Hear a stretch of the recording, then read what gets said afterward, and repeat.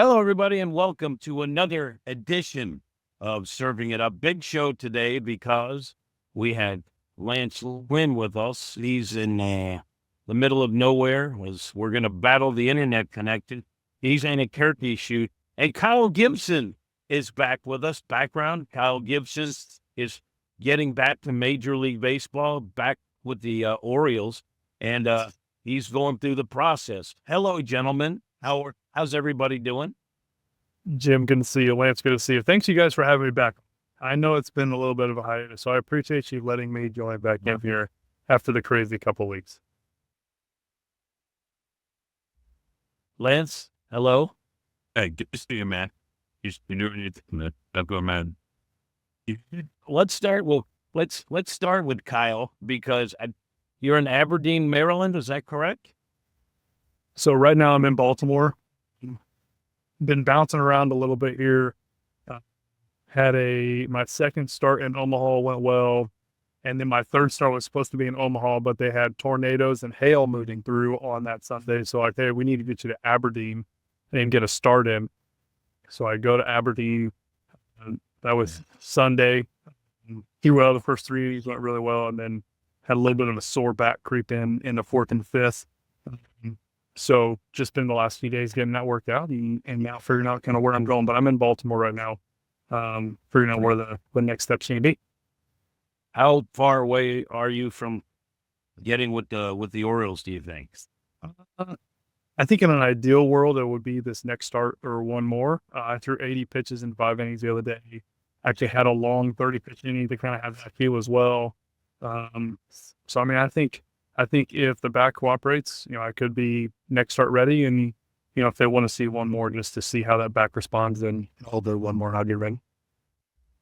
What's the experience like? Your last start you mentioned was at the High A, Aberdeen, Maryland. You're a veteran Major League pitcher with a resume. What's it like turning the clock back and being at the Single A?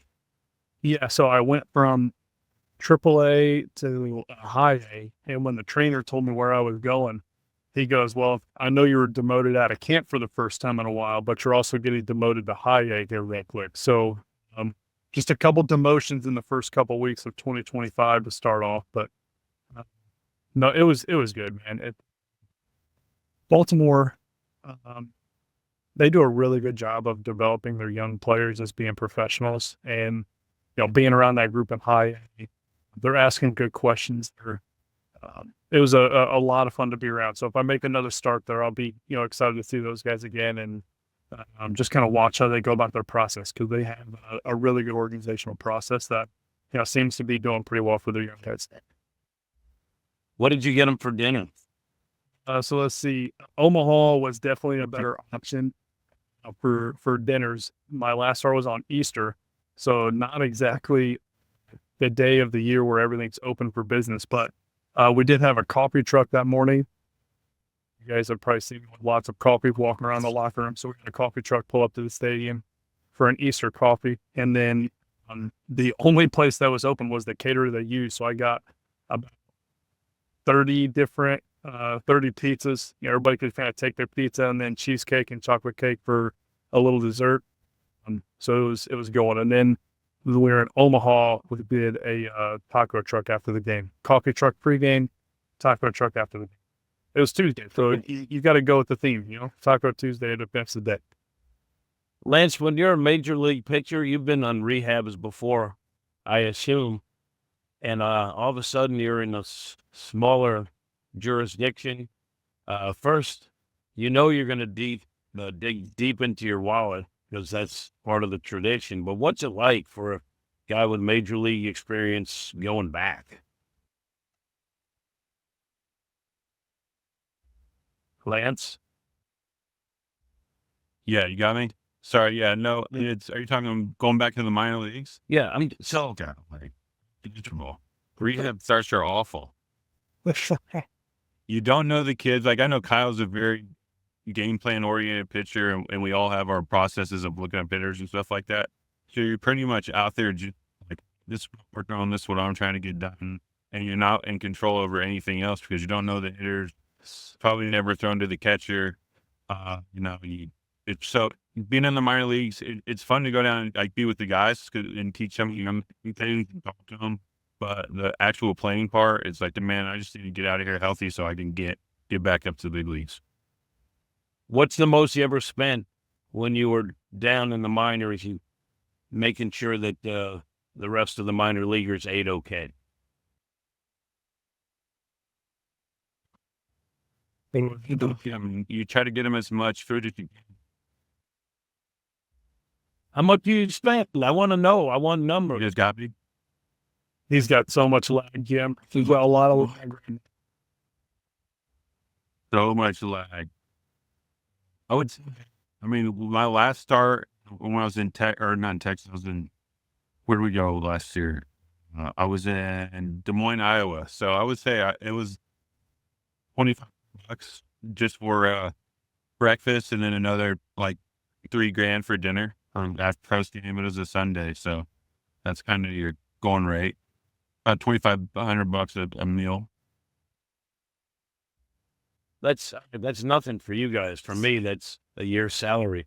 And I want to just mention where you are. So Lance has a lag because he's turkey hunting and he's in a small venue somewhere in the middle of Indiana. And I want to know how the turkey hunt is going, Lance. Fun. So there's not a turkey down yet, but we've had a few get close. So we're hoping that we can get that done here in the next 2 days. So, and then we're out of here on Friday. So got turkey season here in southern Indiana, and then come back to home in Illinois. I've got the 5th season off. That's May 1st through the 7th. So, just living my best life, Jim.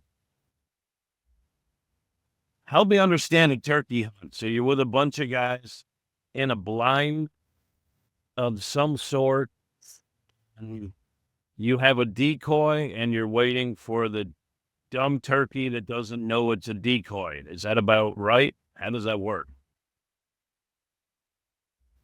That's one way to do it. There's a couple different ways you do it. You could have a hen decoy, a tom decoy. You get them out there. You start doing some calling. You could do some with some of us, have fans where we walk behind them and we can kind of chase them in the woods. So there's all kinds of different ways you can do it. Find the biggest tree, boost up behind it, do a couple calls, hope one runs by you. That's pretty much it. Dumb is Now, not fair. Jim, dumb is not fair. Turkeys are not dumb. Turkeys have extremely good vision. And Lance, you pick a big tree or some sort of background because they can see very well. And any movement, any noise, they're gone. And when they're gone, they ain't coming back. It's not like I don't think it's really like a deer during the rut. Deer will cycle through and come back and try to get to that doe, where turkeys, like, they're gone. Do you do turkey? Once you blow them out, it's over. You might as well go on to the next spot. Do you do turkey calls yourselves, or do you?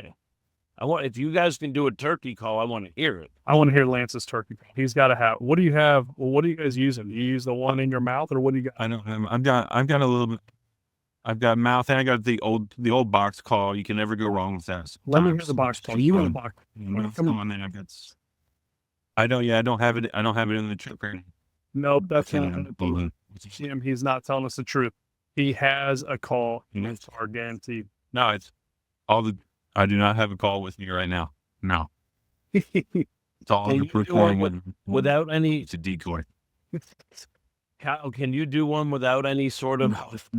No, Jim, you got to have. So this is like, imagine like a wooden box and a wooden stick, and then what that like that scraping noise. You can't just make that noise unless you have the actual physical call or the thing in your mouth to help the wind make that call. This isn't like this is not just barking like a dog. So you need sounds. It was and it sounded. You just did it, and it sounded a little bit like the turkey. No, that didn't sound like a turkey. No. See, you can do you can do That's fucking door creeping up.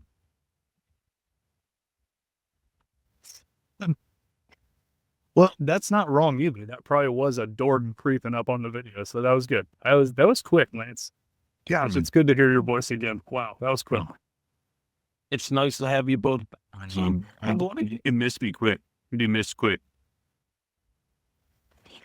So, Kyle, just tell me about the process you're going through. Obviously, there's certain boxes you need to check along the way, but you are facing young hitters that are like, I am going to ruin Kyle Gibson.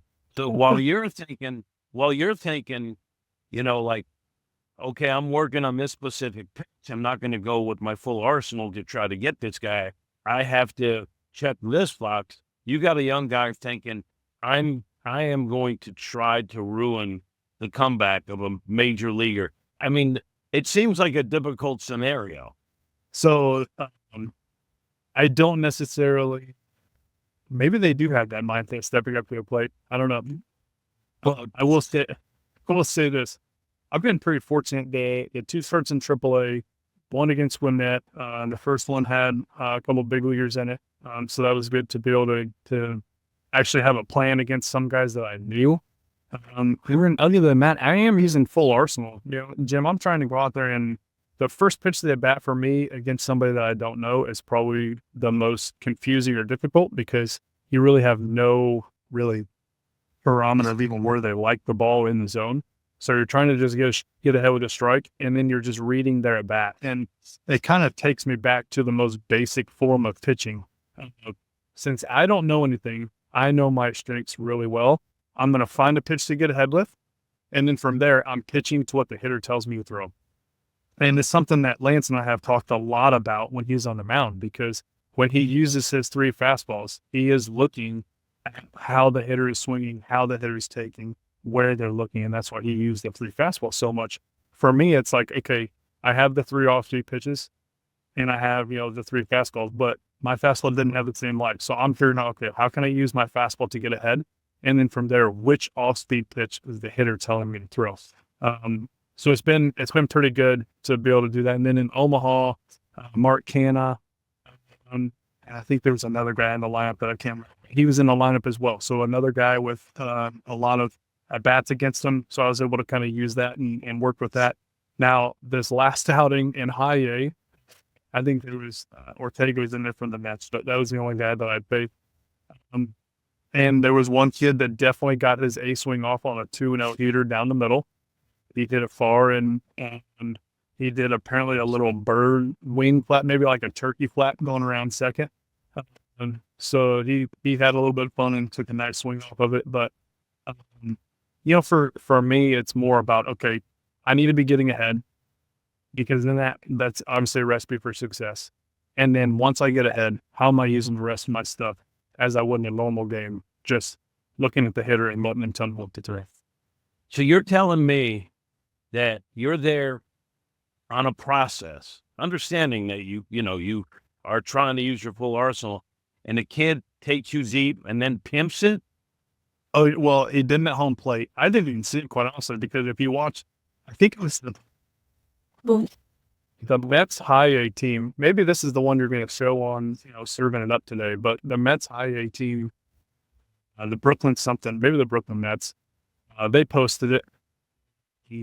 And I was grabbing a baseball as soon as he was out of the box, because I knew it was gone. So I wasn't even watching the kid. But apparently somebody sent me the video, apparently around second base. Maybe that's their home run celebration. He took flight like a bird, because that baseball was way gone. And are you mad about that? Like, if you faced him again, would there be something? No, I'm not really mad about it. I think, man, if I see him later on, I think it just creates more of like, okay, now I'm going to make sure that I'm not in a 2-0 count. I'm going to punch your ticket, and I'll just be able to watch you walk back to the bed. Yeah. That's kind of the retribution that we get as a pitcher in today's game, is hitting people for home runs, unless they do something like hoard another one of your players, is kind of not the way about how the game is played now. Going inside and trying to keep them from getting extended, fine. But hitting somebody because of a homer is not exactly kosher anymore. But yeah, I mean, you take a little extra pride in getting a strikeout once a guy either takes a huge hack and you can see he's trying to elevate, or when he actually goes deep. It's a little bit more exciting striking outs. I think I agree with, and I think it's fair, but I just have a feeling Lance would have a different reaction, though. We're lagging with Lance a little bit, but Lance, let's say you're on a rehab assignment in high A, and a young kid gets you and then pimps it. What is the Lance Lynn reaction? Did you ask people to hate him? No. I'd strike him out and tell him about it next time. For sure. I think you would throw at him while he was sitting in the dugout. That's what I think you would do. I'd say early on in my career, I would chirp him a little bit, maybe, who knows? But nowadays, I laugh and punch his ticket the next time, and give him a nice gesture to head back to the dugout. 100%. Maybe I take flight with him. I don't know, or just something like that. That's it. He would arm probably there. People in a mocker. Yeah. Wilson Wilson Contreras is a guy you both played with, who I love personally because he's an emotional player. So the other day, they intentionally passed Lars Newbart to get to Wilson, and then Wilson has a 9-pitch walk. Like he battled, fouled some off, and then walked to load the bases, and that's where Gorman had the big hit. But obviously, Wilson's at-bat was huge because he loaded the bases for him. And on the way to first, after getting walked, Wilson did a backflip. And to me, it's like, I love that, right? Especially if he's on your team, you love that. Just, Kyle, having a guy like Wilson as a teammate, just what do you remember about that? And I know everybody loves him in the clubhouse. I think most of the time from what I've talked to players, and it's pitchers too, because sometimes, we're so locked in on the moment that we kind of black out and do things, and then we see it to the fact, like, man, I definitely just did that. I think sometimes that happens. Wilson is a guy who he is locked in on every moment. He takes things, the fact that there's just certain situations where he kind of takes it personal and really it kind of locks him in more. So, I think those players are definitely the ones that you want to have on your team. Gunnar Henderson here, he's known for kind of like, as soon as the ball barely crosses the plate for ball 4, he flips his bat and kind of gets going really quick, and he's just so locked in on it that it's a bat flip on a walk, and he doesn't even realize it, So yeah, Wilson, with how he plays hard.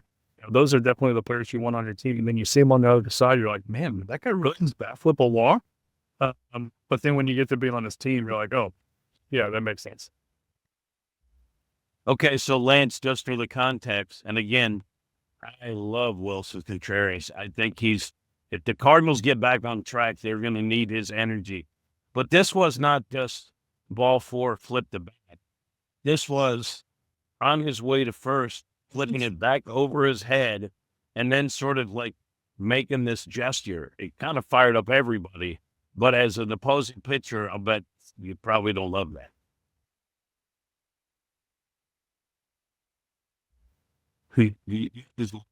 No.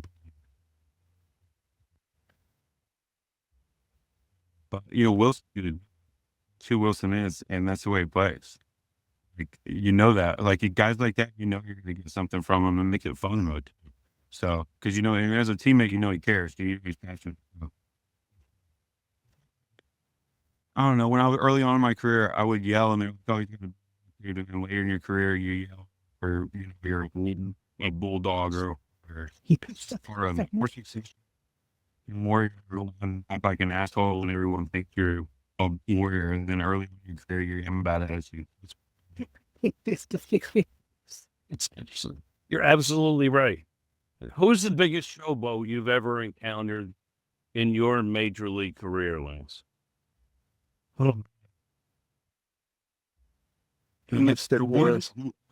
Remind you, or who would Gomez from Milwaukee back then? Carlos Gomez. Yep. But he played hard and he was a great dude. Like when you talked to with the, but he was always, he was going a million miles a minute, and it was kind of similar to Wilson. Everybody loved him, played the game hard, was always on the go. But sometimes he would just do stuff. You're like, what in the world just? And then he was I would tell you, he probably doesn't even remember doing something. Whatever. So that was probably kind of made me laugh early on in my career. And then, but he was a good player too. So it was like, all right. Yep. Well, how about you, Kyle? I would say not necessarily that he was a showboat, but an animated player was Miguel Cabrera. He was always messing with people at first base, always looking at you. Yeah, at the plate. I faced him a lot of times. Between Minnesota and Detroit, so we just had a lot of good battles. And I would throw him the slider, and he'd not swing at it. He'd look at me and smile, and then I'd throw him the fastball inside, and he'd swing and foul off, and he'd give me a little head. And he would let you know the whole, that, hey, we're here having fun, we're competing. And then, when he got you, he'd give you a little smile. And then when you got them, he'd walk off the field and he'd say, man, that was a good sinker. That was awesome. So I'd say, those were some of the really fun battles. And like I said, not a showboat by any means, but I think anybody that's been on the same team with Miggy knows that he talks a lot and has a lot of fun. I want to go back to something you guys were discussing about sort of seeing how batters react to certain pitches in the moment and adjusting. Kyle, I know it's you always have done. You come in with a plan and then you go to plan B, plan C, plan D, whatever the batters do.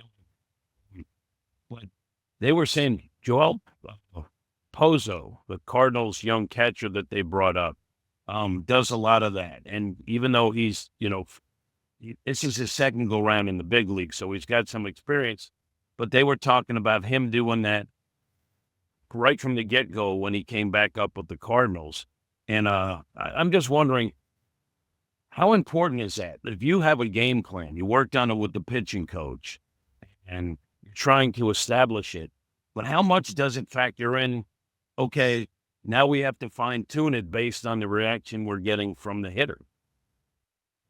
It's really important. And I think it's something that, like Lance said earlier, it is a little bit more difficult in minor league rehab starts because, more than likely these catchers haven't been taught that as much, and they haven't, had to experience that as much. Because if you look at the college game, coaches are calling pitches. If you look at the high school game, coaches are calling pitches. And then you get to, the minor leagues, and it's like, hey, we have this card, we have this system, we'd like you to follow the card.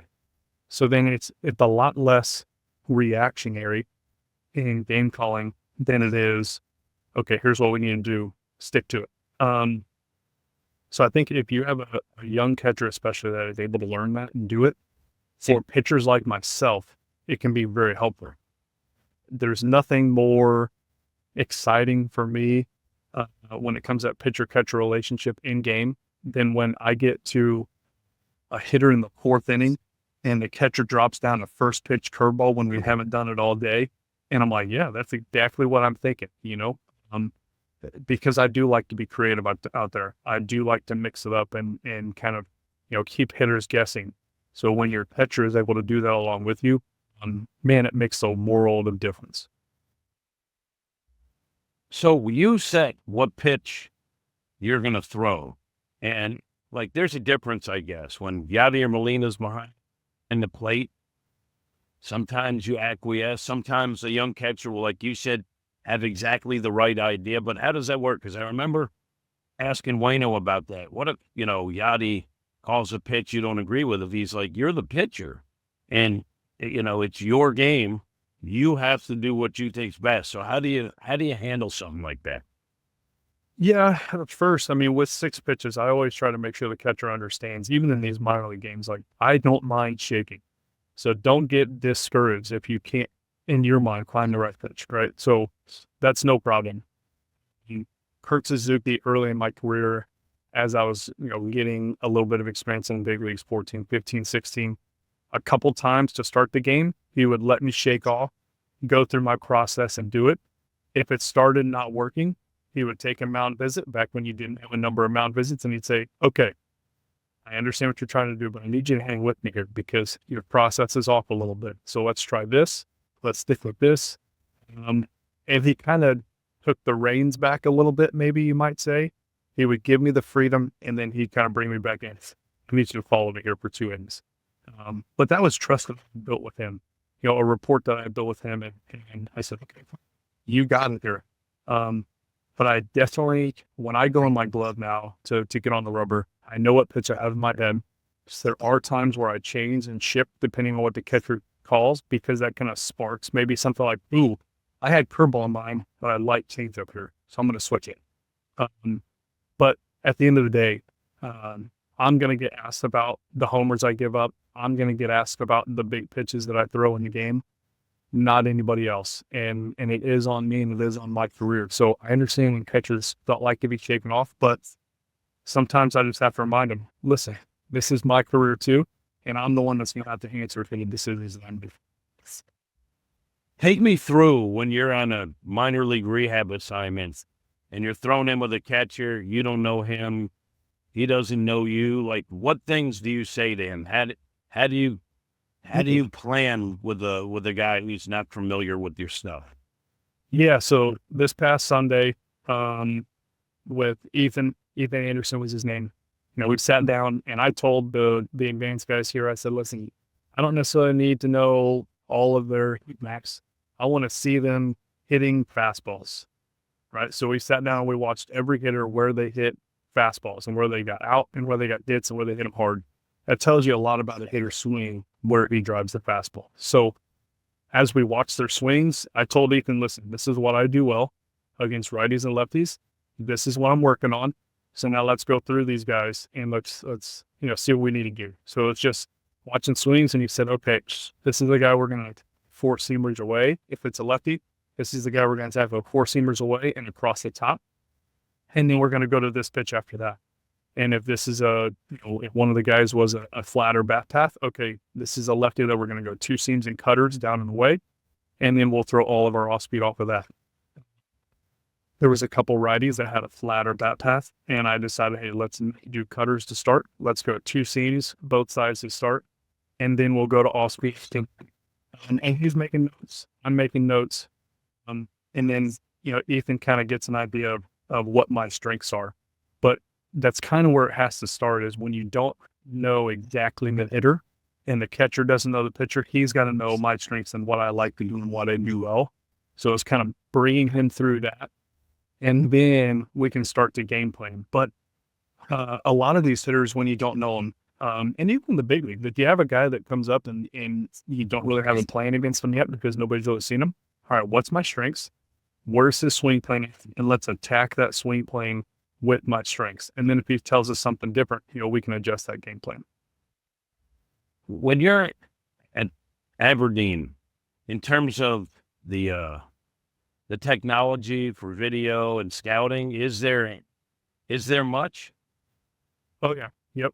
Every, I think almost all minor league games, 5A and above, are streamed on MILB. They, Hedgetronic and TrackMan for every start for a pitcher and hitter. They've got a guy, kind of moving around during the game, getting hitters from their open side and it's getting pitcher from the open side.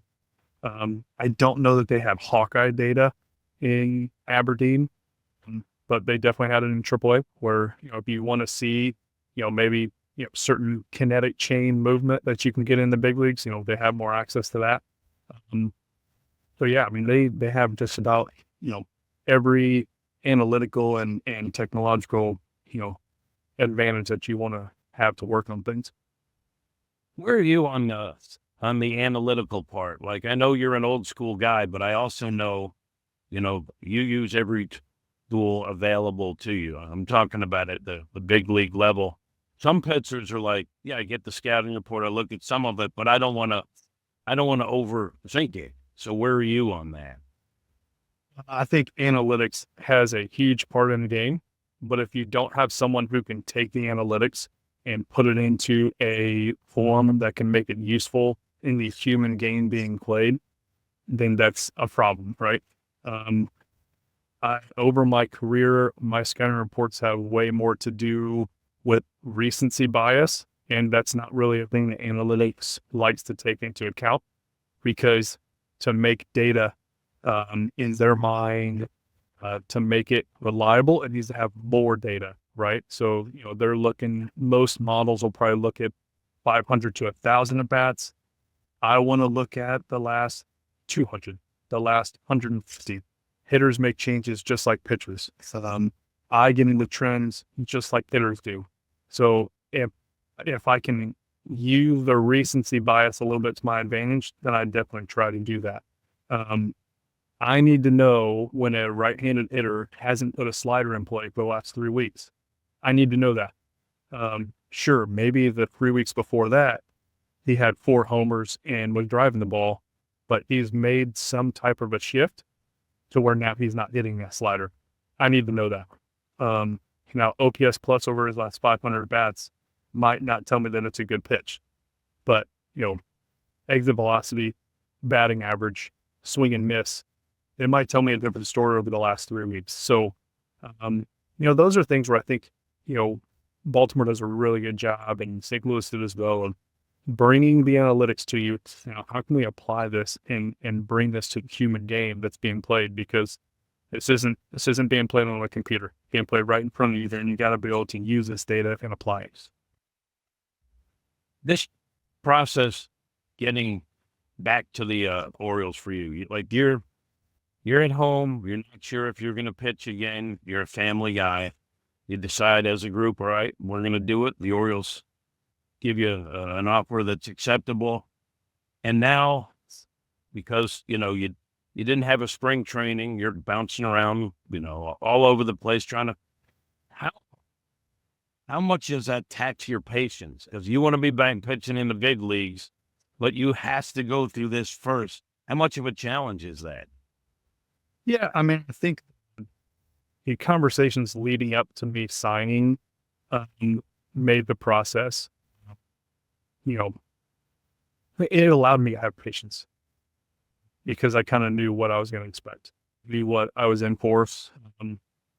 Talking to other guys that have gone through this,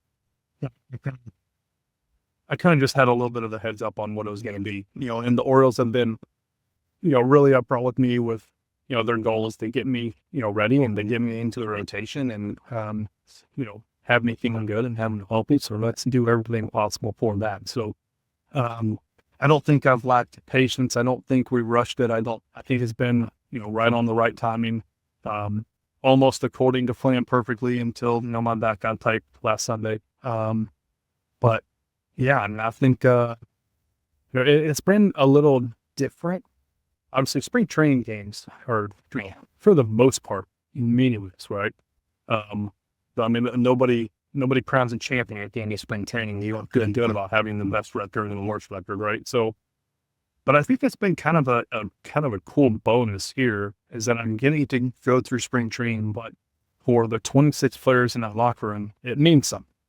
They are wanting to win a game because you win the first half and you're in the playoff.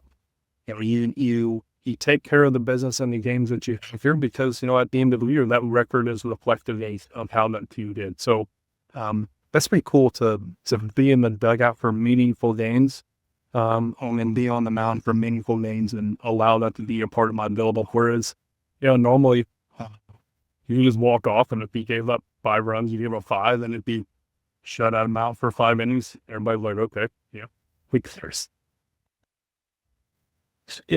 If the Orioles called you right now and they say, Kyle, we're watching your progress, we've talked about it, it's up to you. Are you ready to be in our rotation? What do you tell them? Yeah, we had that conversation, this week after my outing. Then full knowing that my back was sort of the last 2 games. And I just mentally, I don't think there's anything else I can do to be ready. And, I feel like my stuff is, the pitch execution, my step has been where I want it to be.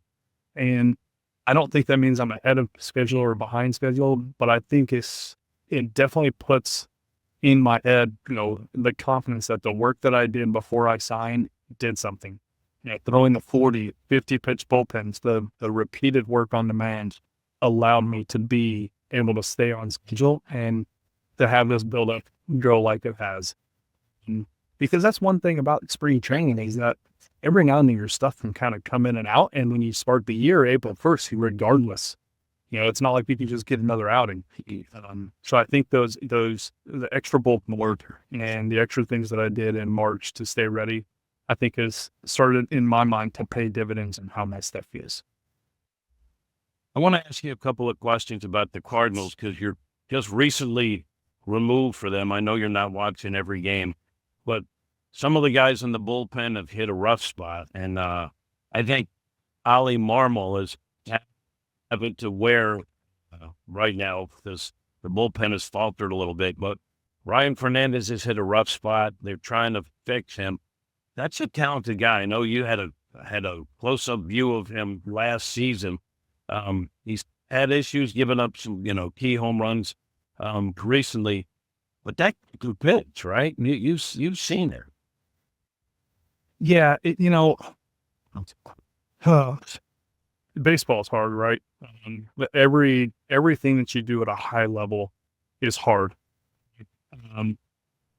And I think, I love in interviews, and I'm not that this is an interview, obviously, but I love when I'm talking to people who are interested about the game or who are in the game like yourself. Like, let's relate this to what you've done, right, Jim? So if you think back to like your first couple years doing this, how many times did you walk off and like, man, I totally screwed that up, right?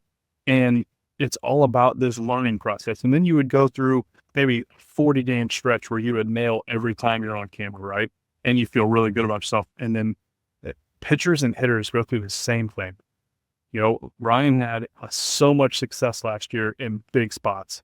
And it was a big reason why our bullpen last year was so good. And it took so much pressure off of a lot of guys down there that all it could go to him in those big spots. And he produced 95 to 98% of the time, probably. I think there's a growing pain that every pitcher and hitter goes through as the league gets more information on you, that you have to be able to weather that storm and get through. And I know Dusty and Julio and Holly, all those guys with the Cardinals are going to bring in threes and help walking through it. But every now and then, doesn't matter what pitch you make. Sometimes you just feel like that pitch is getting hit every single time. And you go through spurts where every time you make a mistake, you're giving up damage. And then you go through a 3-week stretch where every time you make a mistake, the guy pops it up and you get through the outing smelling like a rose and you look like a thorn the whole time. And that's just kind of how it goes. So I think Ryan's going to be fine. Sure, it's frustrating for him. I'm sure it's frustrating for Ollie and Dusty because they know how good he is. And, some of this is just a little bit of growing pains. Maybe it's just a little bit of a location change. Maybe it's just a little bit of a sequencing change. And he'll be back on track. But sometimes we fall into patterns. And if we fall into too much of a pattern, it gives the hitter a little bit of an advantage. Thank you for the kind words. But just so you know, I've never had like a stretch where I've been really good. I just set the bar like, if I don't curse on the air, I consider that a W, and I walk away from the stadium proud of myself. If you set the bar low, then you won't be disappointed. If that's your barometer of success, which is fine, then I feel like you've been very successful at that. So maybe you're just now getting close to the rough patch. So be prepared that rough patch can come. I'm just curious about this because this is fascinating. When a pitcher throws a mistake, when you groove one accidental, right? Middle, hanging or whatever it is, right there, and you